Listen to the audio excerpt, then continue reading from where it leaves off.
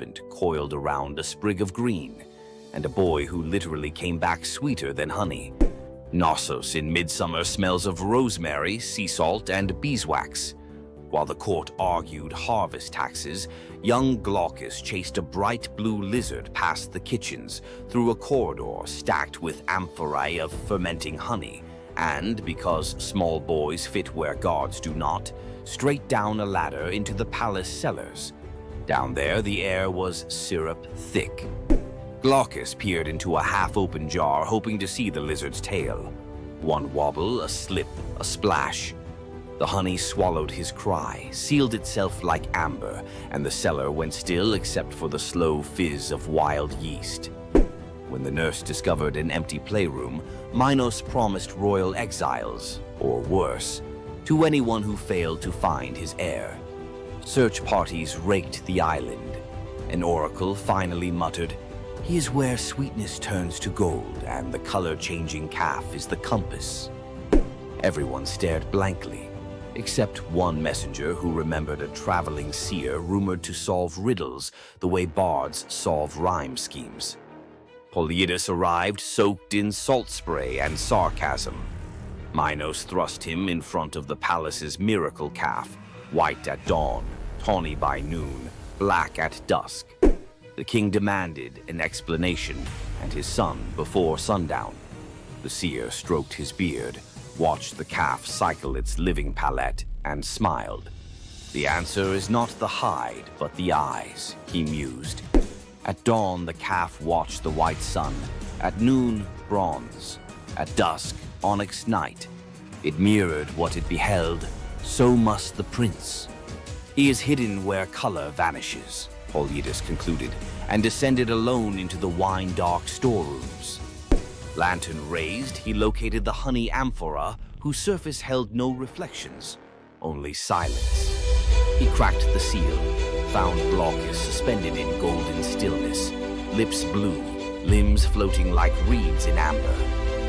When guards hauled boy and jar to the throne room, Minos's relief curdled into fury.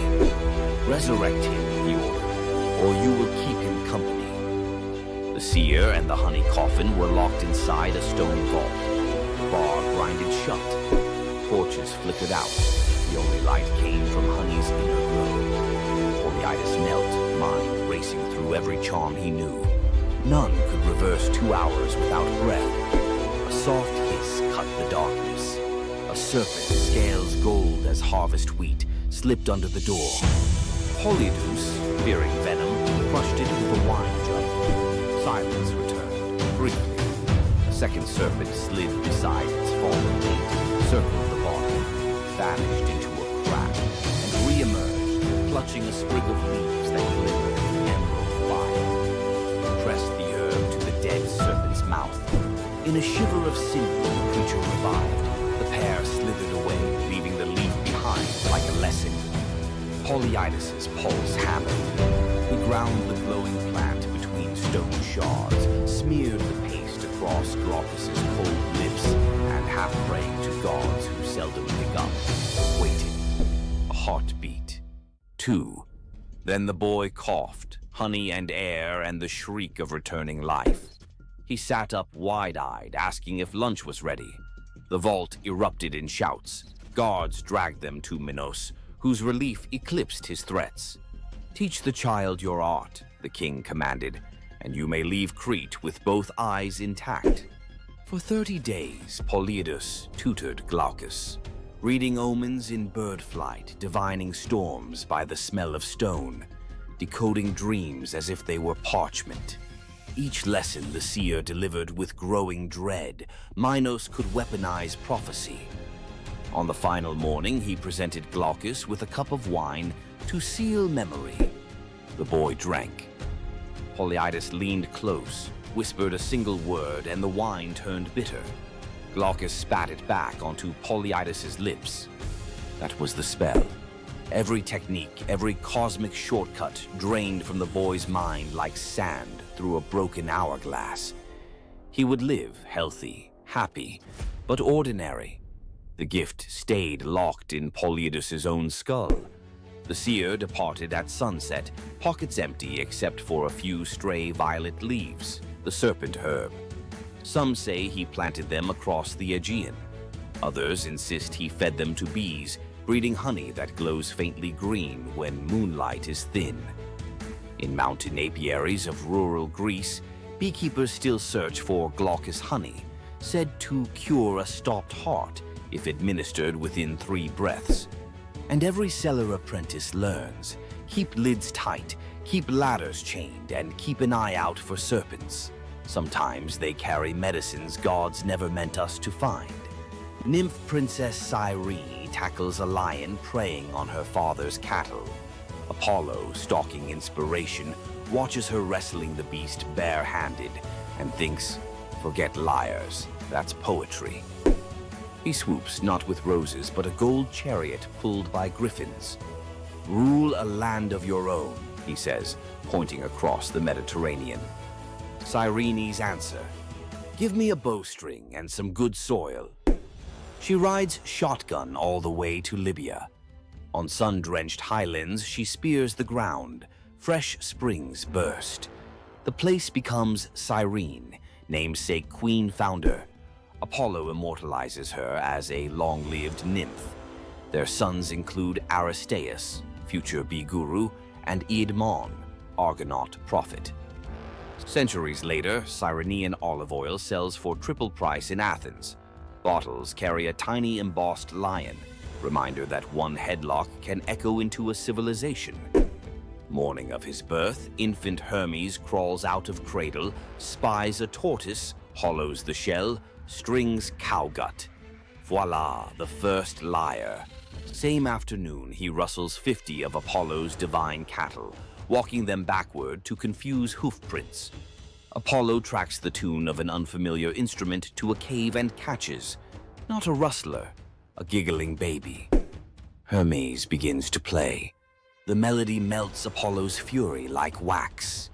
The sun god trades the entire herd plus the golden staff of herdsmen for the lyre. Contract signed before Hermes can crawl again. Apollo becomes patron of music. Hermes gains official portfolio of travelers, traders, and, ironically, thieves. Every time a guitarist hands a riff to a bandmate for mutual gain, they reenact that cave-side barter. Enslaved courtesan Rhodopis toils in a Nile Delta villa. Her only treasure, a rose-hued slipper dating to her free childhood. She washes linens in the river, humming Ionian lullabies.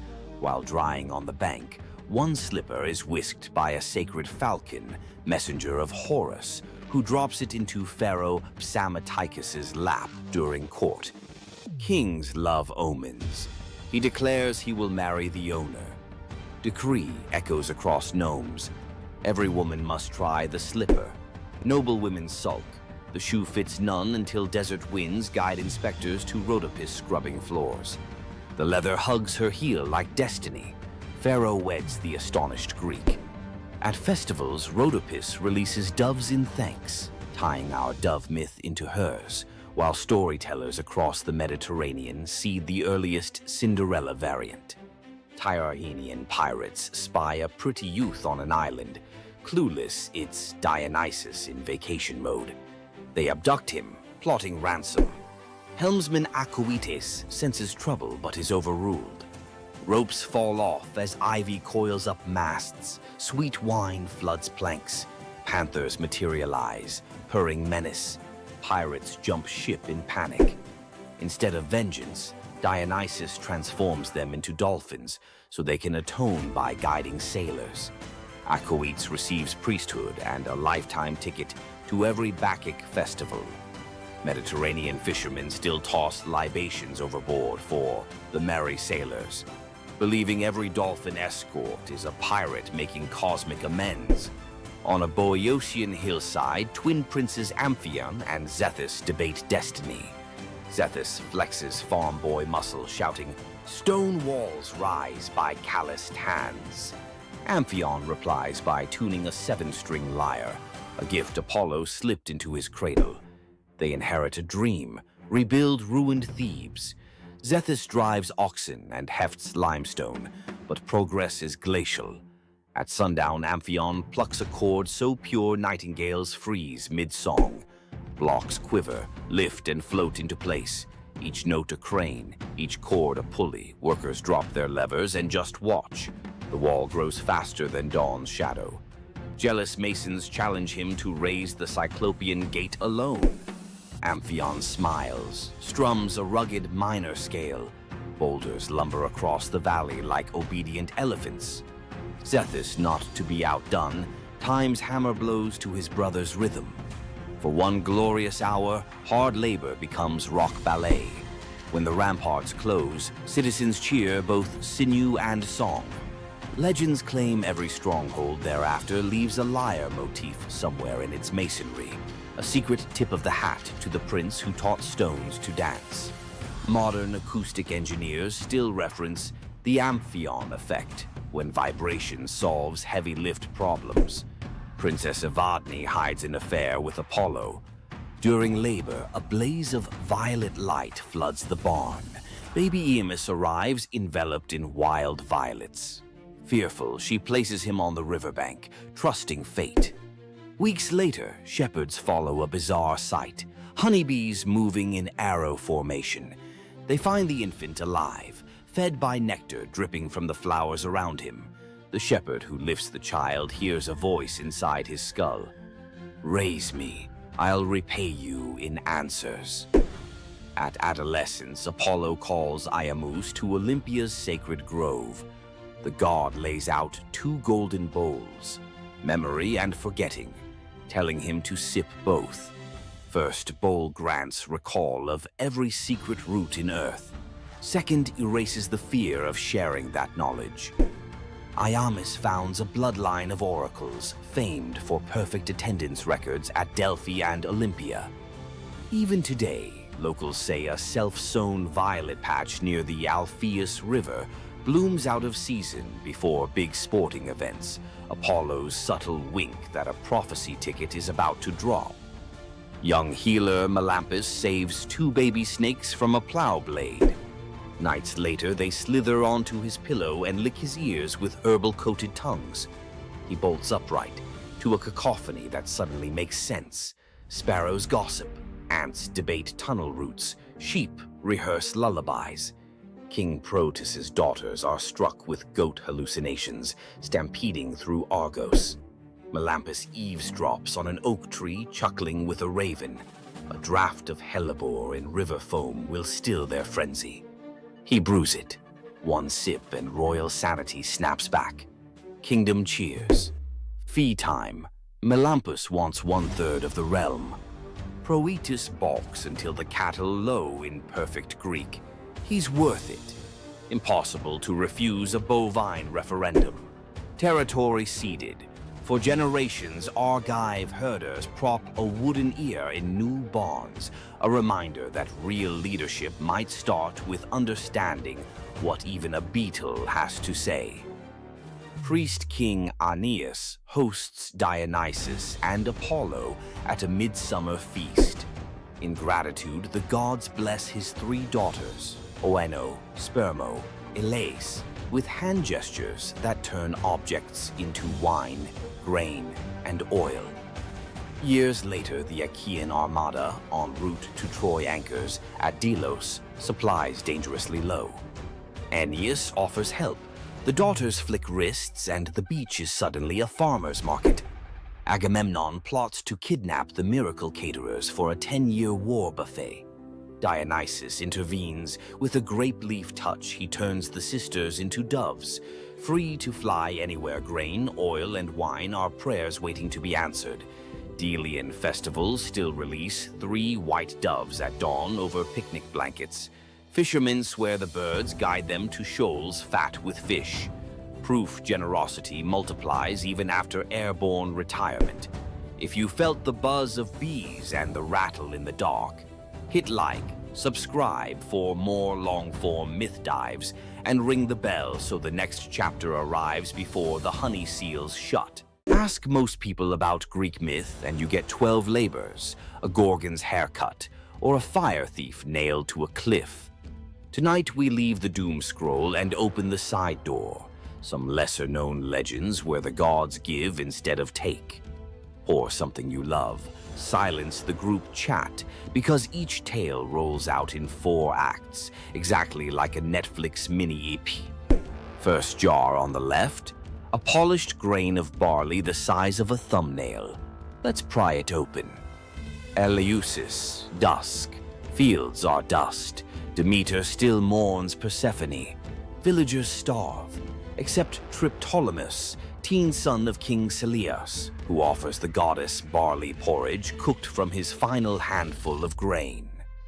Moved, Demeter turns her grief to gratitude and hands him a leather pouch of enchanted seed. Demeter's next gift is wilder, a bronze chariot yoked to 2 serpents the size of river dolphins. They hiss, but obey her touch. Fly, she tells Triptolemus, and sow the earth. He launches like steam from a kettle, dragons beating emerald wings over seas and mountains, seed flitting from his fist, taking root the instant it kisses dirt. Triptolemus lands in Scythia, demonstrates plowing, and shares bread hotter than sunrise. Their ruler Lyncus smiles, then creeps into the guest hut with a dagger, planning to steal credit. Demeter's serpents coil awake, eyes phosphorescent. Steel meets scale. The goddess materializes and, with a snap, turns Lyncus into the first lynx, forever stalking fields he can never harvest. Triptolemus lifts off again, safer and wiser. Dragons spiraling like living irrigation lines. Everywhere wheat sprouts, famine folds, and villages invent words for thank you.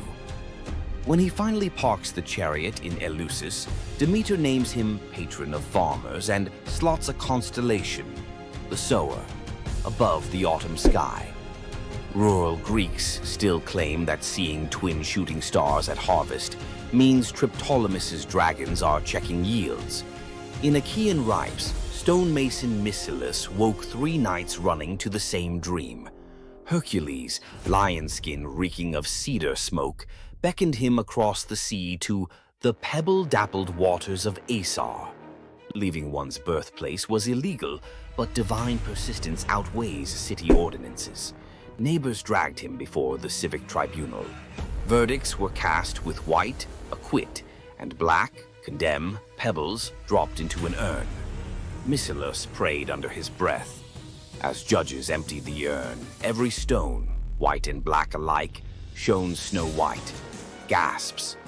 No law forbade miracle loopholes, so the council shrugged and released their suddenly blameless defendant. Mycilus sailed west. At Italy's heel, he found the river Asar flashing with pale cobbles, exact match to his dream. He also found an old burial mound dedicated to a local hero named Croton, once hospitable to Hercules himself. Prophecy clicked like a lock. He founded Croton on that spot, planting the first stone in the new city wall with his own calloused hands. 2 generations later, Croton would dominate Magna Graecia in athletics and medicine, home of Milo the wrestler and Pythagoras' school. Locals still tell tourists to pocket a white pebble for courage. Hercules' ancient thumbs up. On Crete, baby Zeus hides from Cronus inside the Idaean cave. A gentle goat, Amalthea, nurses him with milk so sweet it smells of thyme. Curate's warriors clash shields outside to drown infant cries. Toddler Zeus, already wrestling destiny, grabs Amalthea's horn during roughhousing. It snaps off. Horrified, he touches the broken horn and wills it to pour ambrosia and jewels, an apology in infinite supply. The horn becomes cornucopia, everlasting symbol of abundance. Amalthea is lifted to the stars as Capella, brightest goat in the sky. Every harvest festival, Greeks tip wine from a horn-shaped rhyton, so the cave child remembers. The practice survives today in the very shape of Thanksgiving centerpieces, because one young god learned that breaking something you love can birth generosity that never runs dry. Argos prepares a grand procession to Hera's temple 6 miles away. Oxen assigned to pull the gilded cart of Priestess Sidip, aka Mol or Awol. Her sons, athletes Cleobis and Biton, lock eyes and shrug. Where are the oxen today? They yoke themselves, veins corded, and drag the 2-ton cart under Mediterranean noon. Crowds scatter petals, sweat rains on marble road. At the temple steps, mother dismounts, trembling with pride. Sidippe prays, "Great Hera, grant my sons the best blessing a mortal can have." After sacrifice and feast, the exhausted brothers fall asleep in the sacred hall, smiles still ghosting their faces. They never wake. Peaceful exit at peak glory, Hera's idea of the highest gift. Argives commission life-size statues at Delphi, muscles forever flexed. Travelers note the serenity on stone brows, testament that sometimes a swift, dignified curtain call outranks long, ragged applause. Young Taurus, demigod son of Poseidon, pilots a skiff scouting for new colonies. The storm detaches rudder from reality. Mast snaps like uncooked spaghetti. Waves swallow everything but Taurus clinging to driftwood. Poseidon, scanning seafloor currents, flicks his trident. A dolphin larger than a rowboat rockets upward, scoops Taras, and planes across the wine-dark sea like a living surfboard. At dawn, the dolphin deposits him on Italy's sunlit heel. Taras climbs a bluff, sees fertile plains ribboned by a gentle river. He plants Poseidon's miniature bronze trident in the sand and declares a new polis. The colony, Tarentum, today's Taranto, mints coins of a boy riding a dolphin, trident aloft. Local fishermen still carve tiny dolphins on prows, tribute to the uncanny GPS system that once delivered a founder to the perfect harbor. Aphrodite and winged son Eros picnicked amid spring anemones, boasting who could gather the loveliest bouquet. With wings, Eros predictably stuffed his basket first. Enter Peristera, a mortal handmaid collecting herbs nearby. Seeing Aphrodite's crestfallen smile, she wordlessly tipped her own armful of blooms into the goddess's basket. Eros protested, "Rules breach." Aphrodite just laughed, victory fragrant in her arms. Jealousy and Cupid's arrows share barbs. Eros flicked one tiny dart and poof, Peristera shrank into downy white feathers. Aphrodite scooped up the bewildered bird, whispering apologies and protection. Peristera, now a dove, gained a new language of coos and cloud-high freedom.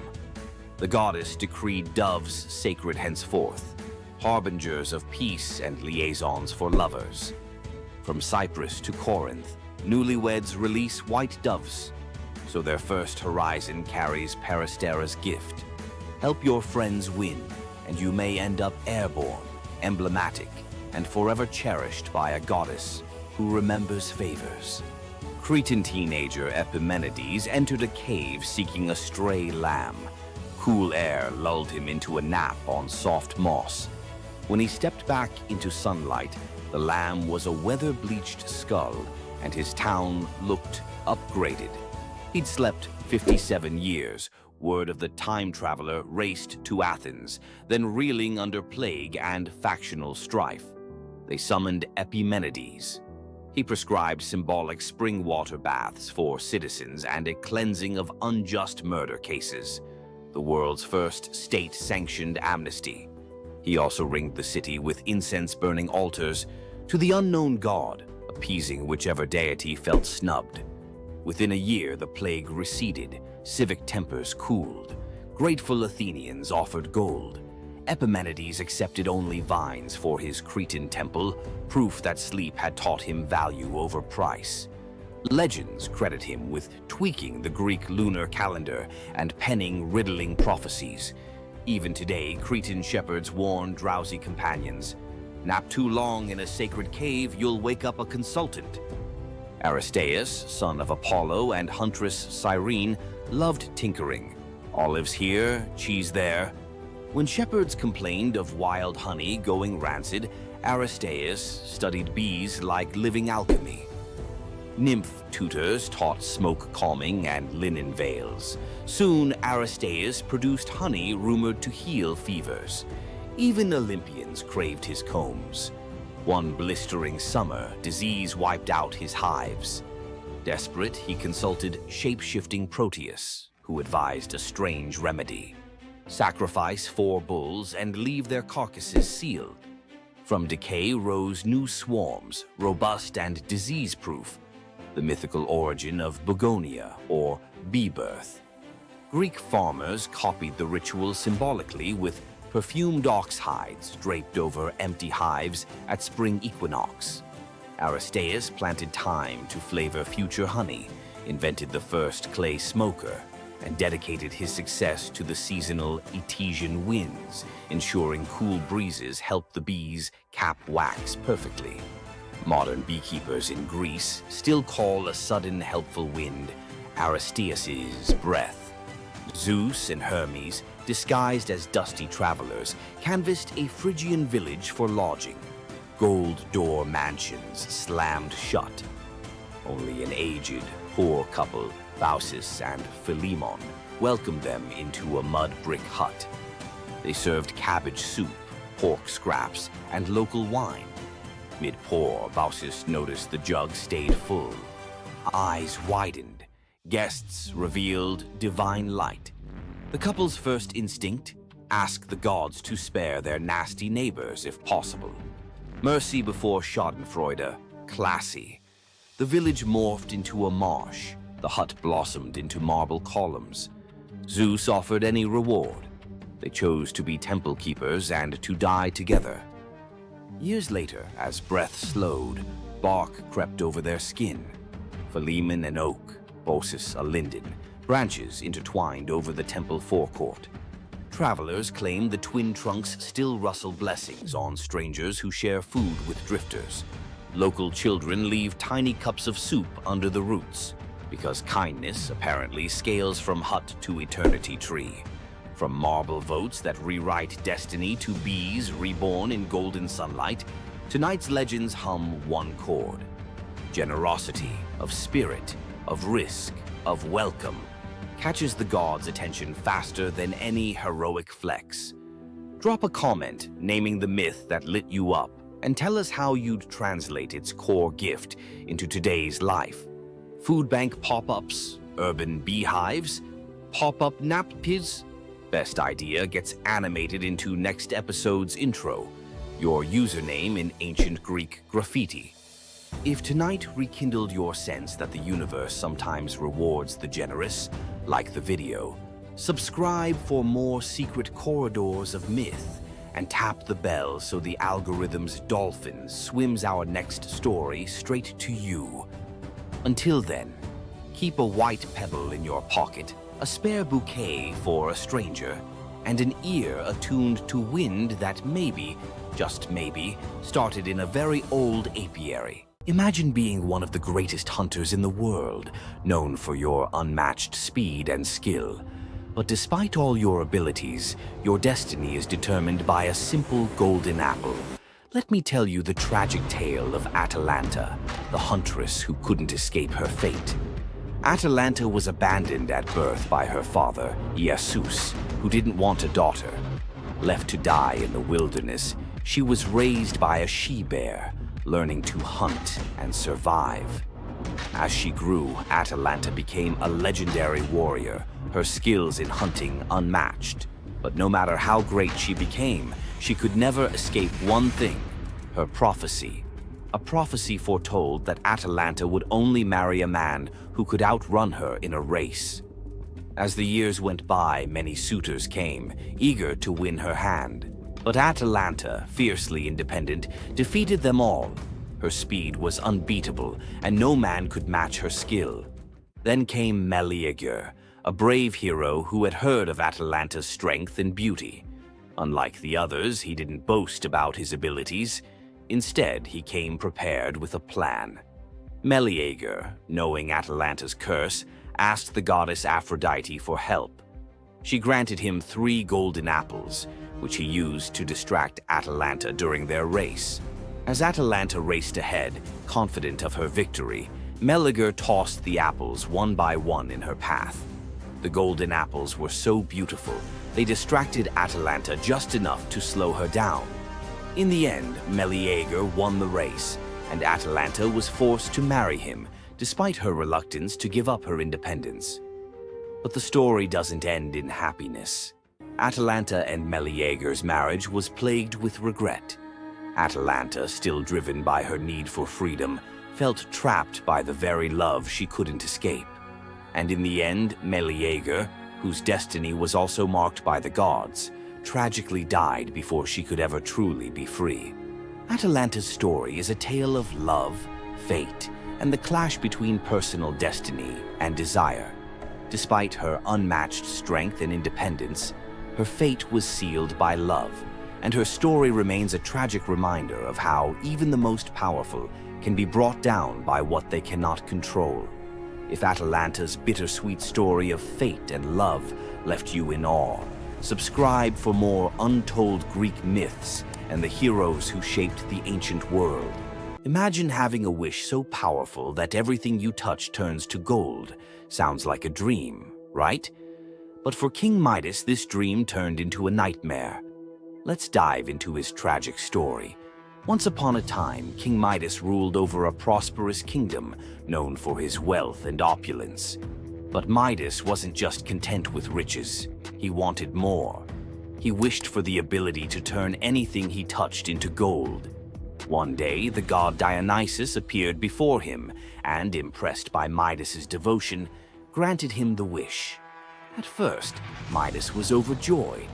Everything he touched, his food, his treasures, his furniture, transformed into gold. His wealth grew beyond imagination, and his joy knew no bounds.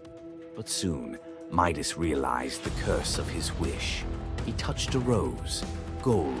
He touched his food, gold. Desperate for a meal, he tried to drink water, gold. In horror, Midas realized that even his daughter, whom he loved dearly, turned into a lifeless golden statue when he touched her. Furious with the consequences of his greed, Midas begged Dionysus for mercy. The god, seeing the king's suffering, told him to wash in the river Pactolus.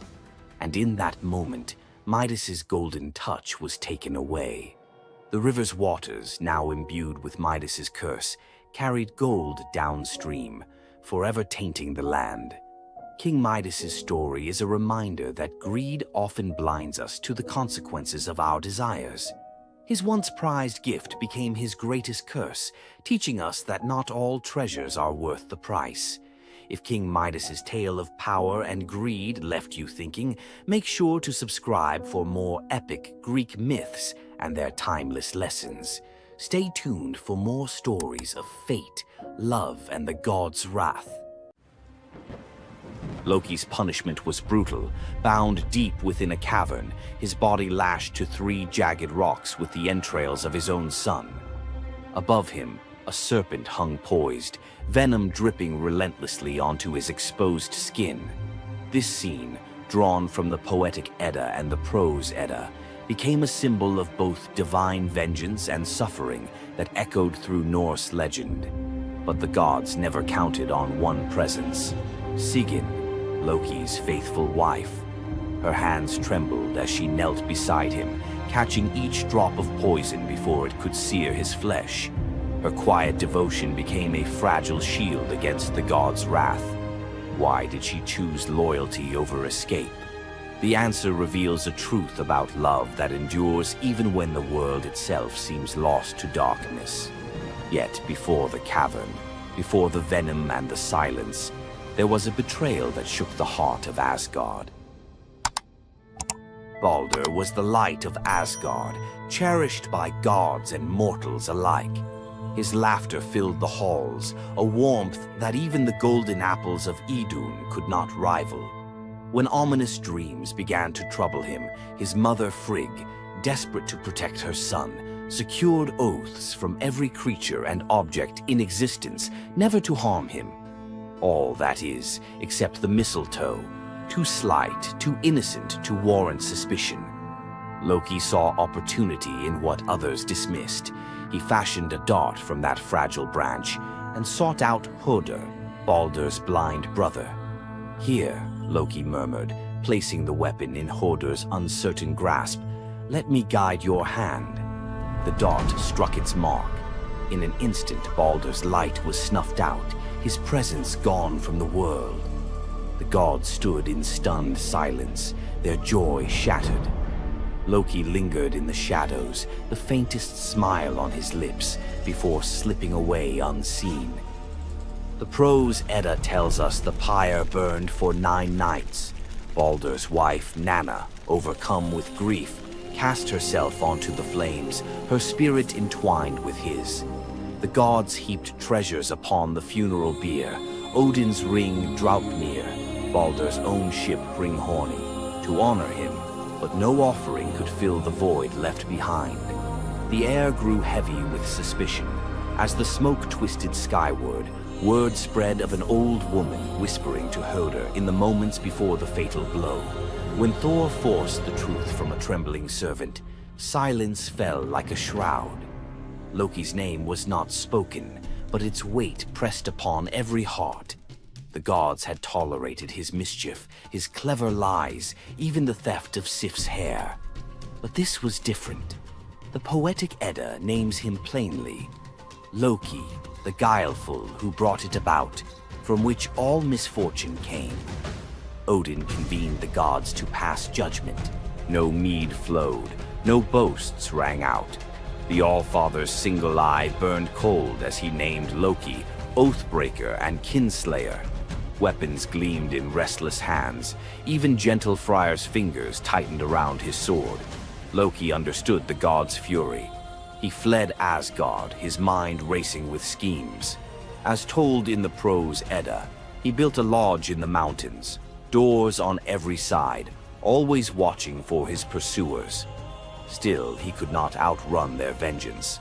Odin's gaze found him, even in hiding.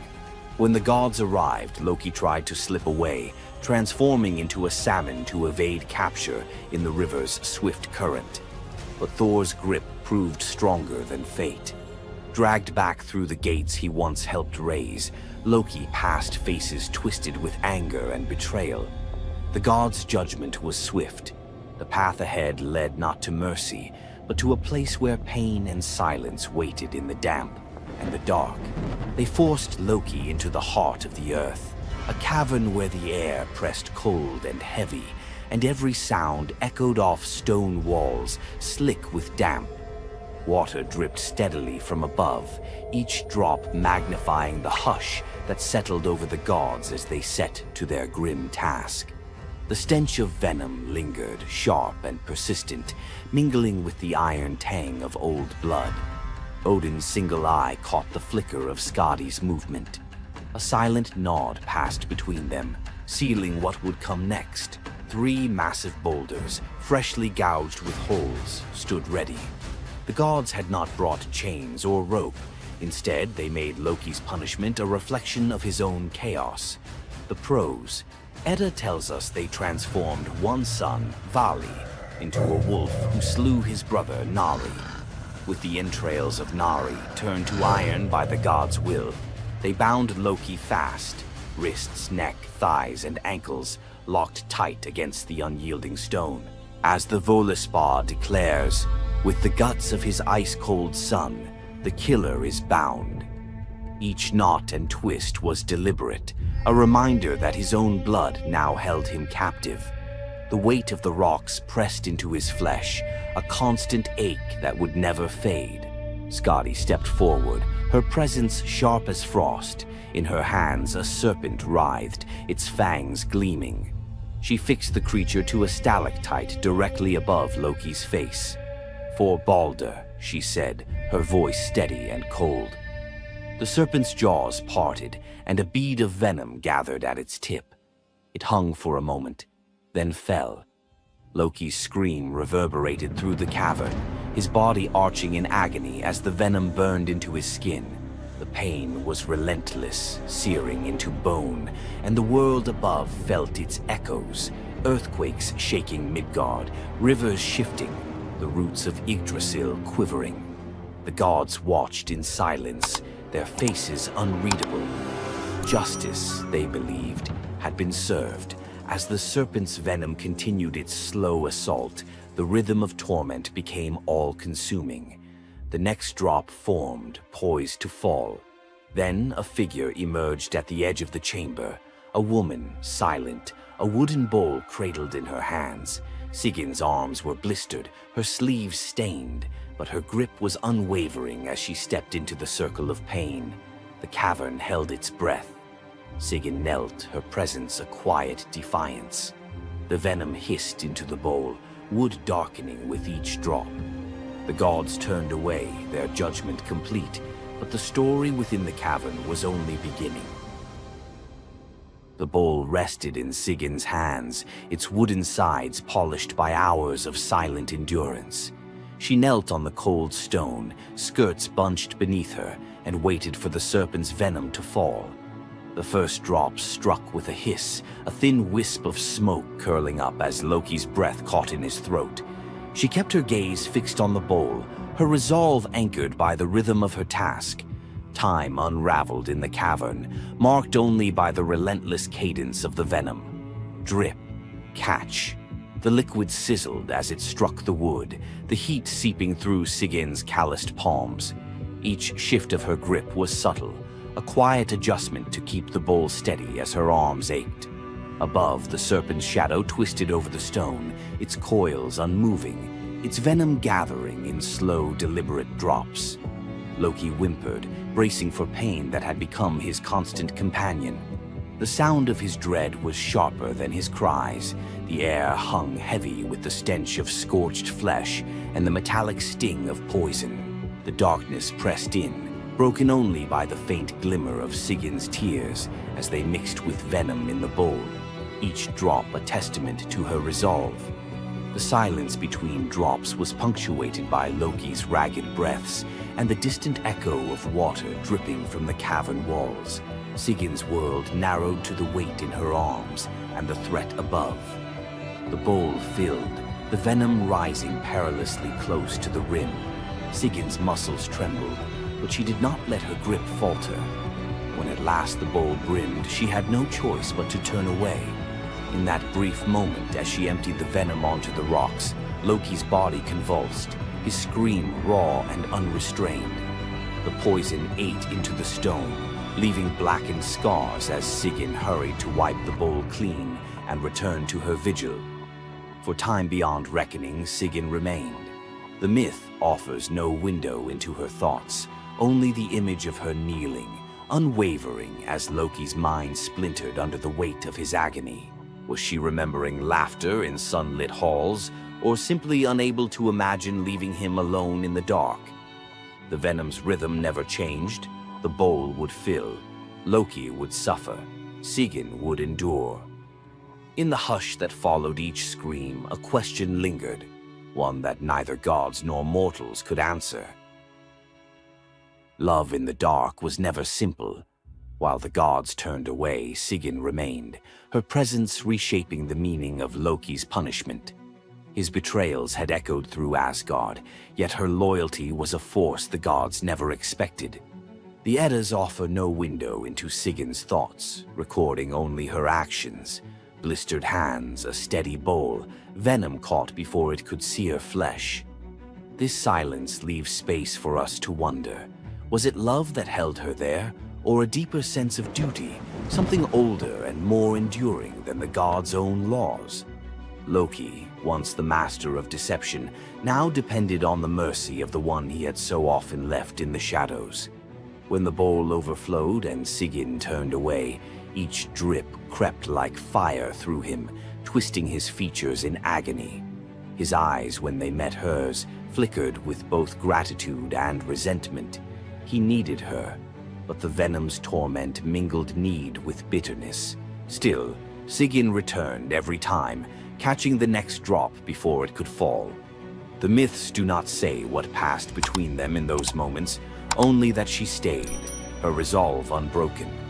Scholars often call Sigyn the embodiment of loyalty, the ultimate symbol of spousal devotion. Yet, her sacrifice was more than an act of love. It was a quiet rebellion. By kneeling in the cavern, she defied the gods' vision of justice. Odin had crafted Loki's punishment to be absolute, to break him alone in the dark. Sigyn's refusal to abandon her husband became a shield, her presence a silent protest that denied the gods complete victory. The Eddas never assign her a motive, leaving modern readers to fill the silence with their own questions and interpretations. Was her endurance an act of compassion or a challenge to the order imposed by the gods? Each drip marked the passage of time, each bowlful a measure of suffering and steadfastness. Loki's laughter, once quick and sharp, faded into broken gasps. His words, sometimes curses, sometimes pleas, found no purchase. Sigyn's hands grew raw and ruined, but she did not falter. The cycle of pain and mercy continued, unbroken. In the end, it was not just Loki who endured the gods' punishment. Sigyn's vigil transformed it, turning isolation into a shared ordeal. In the darkness, her silent defiance and unwavering love became part of the myth, a testament to the power of presence, even when the world has turned away. Sigyn's vigil stands as one of Norse myth's quiet marvels, a steady presence in the shadows, her strength measured not in battle, but in endurance beside the one the gods condemned. As Loki writhed beneath the venom's relentless burn, Sigyn's hands never wavered. The Eddas remember her not for words or deeds of glory, but for the silent rhythm of her care. Her story reminds us that sometimes love endures in darkness. Sigyn's vigil continues until the twilight of the gods, Ragnarok, whenever that may come. Would you have stayed? If Sigyn's silent strength moved you, let us know in the comments or share your favorite Norse hero below. Imagine a woman so terrifying that a single glance from her could turn anyone into stone. Medusa, a name that echoes through history as a monster, a villain, and a symbol of pure horror. But what if everything you thought you knew about her was wrong? Medusa wasn't always a monster. Her story is one of betrayal, injustice, and a curse she never deserved. She wasn't born a villain. She was made into one by the gods themselves. But even as a victim, she found a way to turn her tragedy into power. Today, we'll unravel the myth of Medusa and discover the deeper truth behind her story. From her tragic origins to her transformation into a feared Gorgon, to her epic confrontation with Perseus. This is the tale of Medusa like you've never heard it before. Long before the snakes, before the curse, Medusa was a mortal woman of extraordinary beauty. She wasn't born a monster. She was born human, the daughter of the sea gods, Phorcys and Ceto. While her sisters, Stheno and Euryale, were immortal Gorgons, Medusa stood apart as the only mortal among them. But it wasn't her mortality that set her apart. It was her beauty. Medusa's golden hair, radiant complexion, and striking eyes captured the attention of everyone, even the gods. She served as a priestess in the temple of Athena, goddess of wisdom and war, vowing to remain pure and devoted to the goddess. This is where her life took a tragic turn. According to the myth, Poseidon, the god of the sea, became infatuated with Medusa. Overcome by desire, he pursued her relentlessly, and one fateful day he cornered her in Athena's temple. Medusa, defenseless, could not escape his wrath. But instead of protecting her, Athena turned her fury against Medusa. The goddess, enraged by the desecration of her temple, cursed Medusa for what had happened, punishing the victim instead of the perpetrator. Athena's curse transformed Medusa into a Gorgon, a being so hideous that no one could bear to look at her. Her golden hair turned into a nest of venomous snakes, and her eyes became so powerful that a single glance could turn living creatures to stone. This moment defined Medusa's new existence. Once revered for her beauty, she was now feared and hunted as a monster. But beneath the horror of her transformation lay a deeper question. Was Medusa truly cursed, or had she been given a weapon to defend herself in a world that had betrayed her? Medusa fled from civilization, retreating to a remote island where she lived in solitude. Here she came to terms with her new form and the terror it inspired. The snakes in her hair hissed constantly, and her reflection, once a source of pride, was now a weapon she couldn't dare to look at. But the world wouldn't let her rest. Tales of the monster of the island spread across Greece, and soon warriors came seeking glory by trying to slay her. None succeeded. Each challenger who entered her domain fell victim to her petrifying gaze, their bodies forever frozen in stone. Medusa's life became one of survival, fending off those who sought to destroy her while grappling with the isolation of her curse. She was trapped in a cycle of violence she didn't choose, but couldn't escape. As the years passed, Medusa's story became twisted. In the eyes of mortals, she was no longer the victim of a cruel curse, but a monster to be feared. The tragic young woman was lost to legend, replaced by the image of a terrifying villain. Enter Perseus, a young demigod with a destiny to fulfill. Tasked with bringing back Medusa's head as proof of his strength, Perseus embarked on a perilous journey to find her. But unlike the warriors before him, Perseus wasn't relying solely on his skill. He had the favor of the gods. Athena and Hermes provided Perseus with gifts to help him on his quest. Winged sandals to fly, a reflective shield to avoid Medusa's gaze, and a sword sharp enough to cut through anything. Most importantly, he was given a magical bag to safely carry her severed head. Perseus's journey to Medusa's lair was filled with danger, but none compared to the final challenge, facing the Gorgon herself. When Perseus arrived, Medusa was sleeping. For the first time in years, she looked peaceful, an almost human reminder of who she once was. But Perseus couldn't afford to hesitate. Using the reflective shield as a mirror, he avoided her petrifying gaze and struck with precision, severing her head in one swift motion. The blood that spilled from Medusa's neck gave birth to two incredible beings, Pegasus, the winged horse, and Chryser, a golden giant. Even in death, Medusa's body produced miracles, a testament to the power she had carried within her. Perseus carried Medusa's severed head back to Greece, where it became both a trophy and a weapon. Her gaze retained its power, turning enemies into stone, and Perseus used it to defeat his foes and protect his people. But Medusa's story didn't end with her death. Over time, her image transformed from that of a monster to a symbol of strength and defiance. Women, especially, began to reclaim her story, seeing her as a figure who resisted the gods and survived unimaginable betrayal. Today, Medusa is more than a mythological figure. She's an icon. Her face appears in art, literature, and even modern movements that challenge systems of power and oppression. But the question remains, was Medusa truly a monster, or was she a victim of a world that feared her power? Medusa's story is a reminder that myths are more than just tales of gods and heroes. They're reflections of human nature, of the injustices and triumphs we still see today. So, what do you think? Was Medusa a villain, or was she a misunderstood symbol of resilience? Leave your thoughts in the comments. Give this video a like if you found her story as fascinating as we did. And don't forget to subscribe to the channel for more deep dives into the myths and legends that continue to shape our world. Until next time, keep questioning, keep exploring, and keep looking beyond the surface.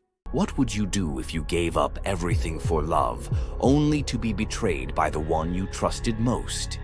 In the Greek myth of Medea, love led to ultimate revenge, and the consequences were deadly. Let's dive into this tragic tale. Medea, a sorceress of immense power, fell in love with Jason, the leader of the Argonauts, when he came to her homeland seeking help. Medea, who was deeply in love with him, used her magic to aid him in his quest for the Golden Fleece. She betrayed her own family, murdered her brother, and helped Jason achieve his goal, all out of love for him. Once Jason had the fleece, Medea fled with him to Greece, where they started a life together. But as time went on, Jason's love for Medea faded. He decided to marry Glauce, the daughter of Creon, the king of Corinth, in an effort to secure a more powerful position.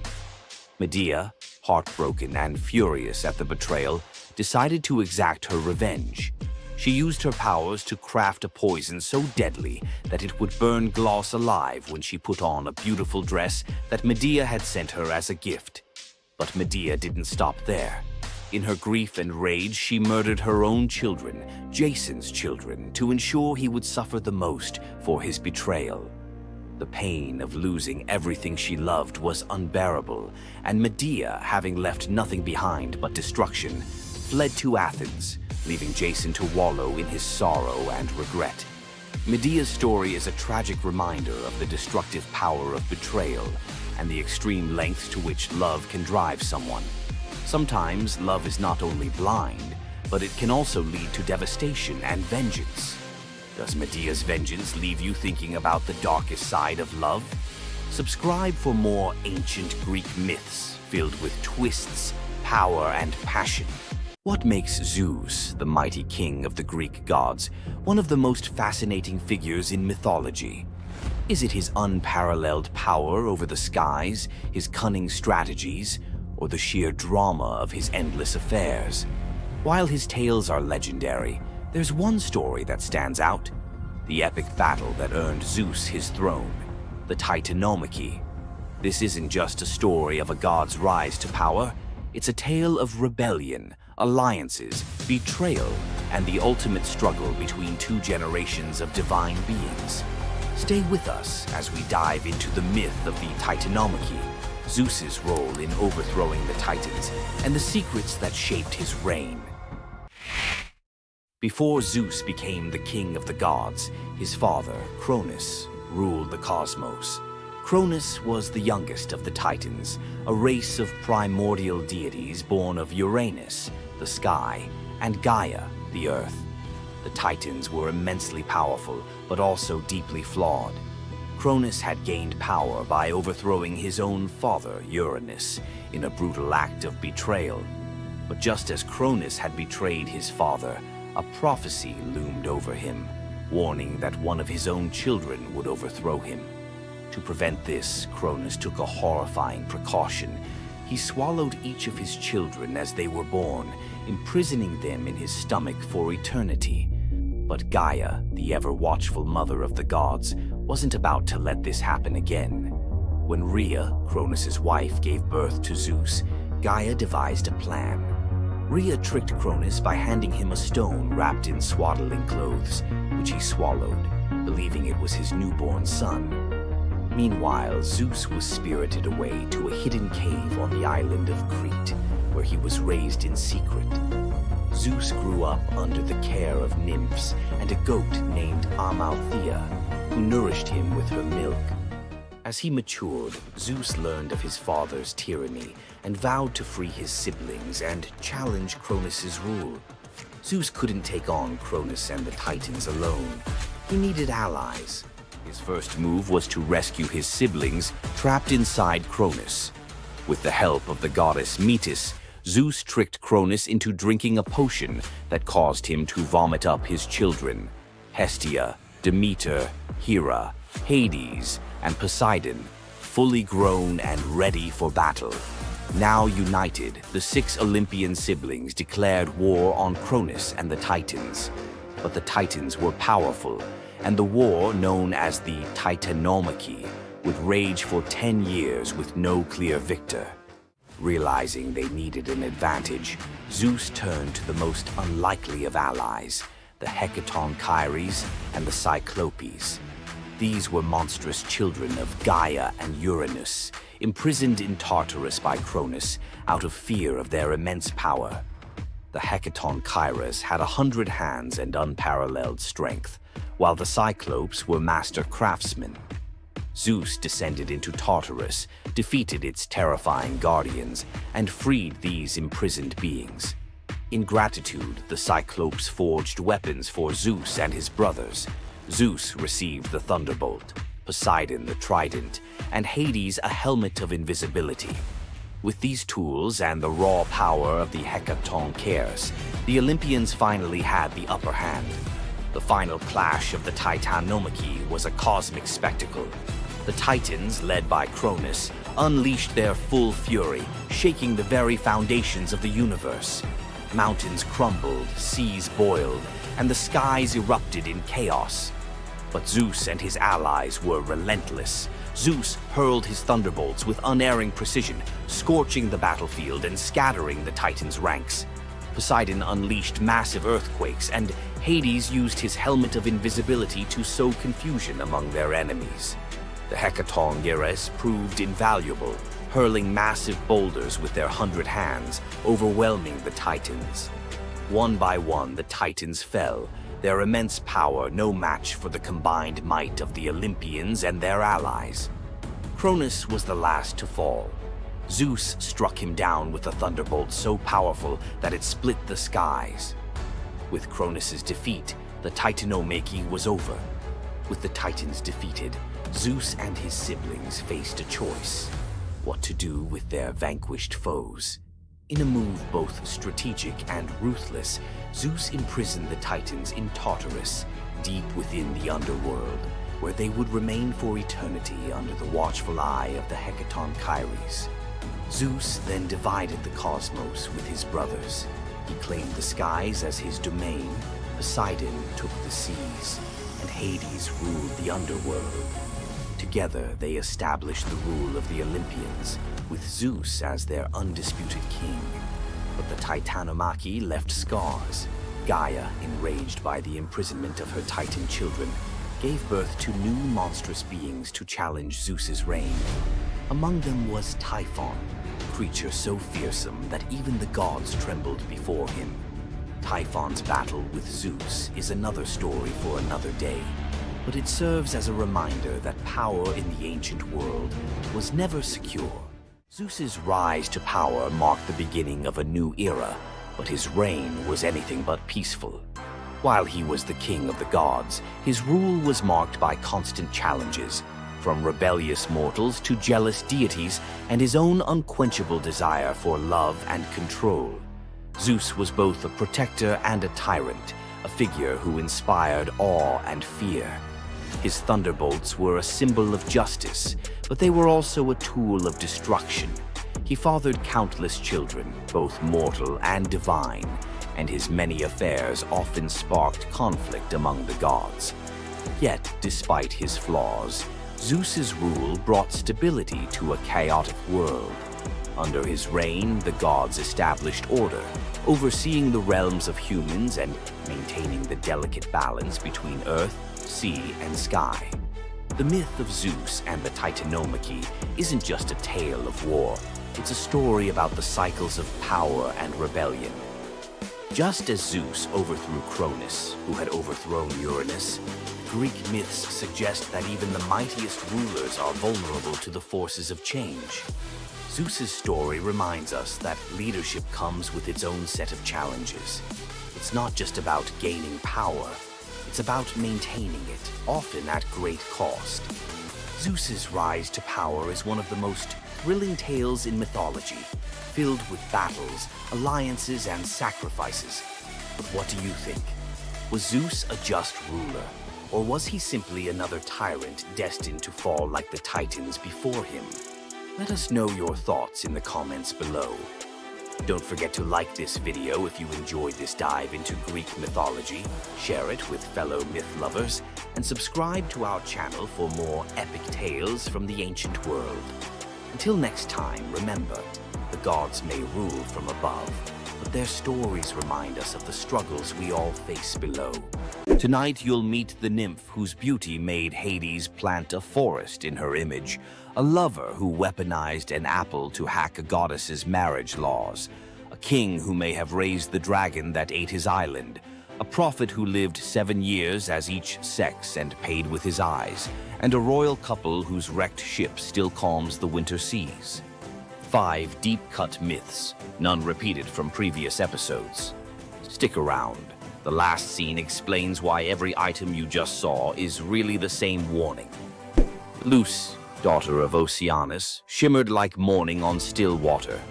Hades saw her bathing on the Styx's shore and felt the ache of something that might have been love, if gods knew limits. He swept her into his shadowy chariot. In the underworld, things don't rot the way they should, they transform. When Luce's mortal bloom began to fade, Hades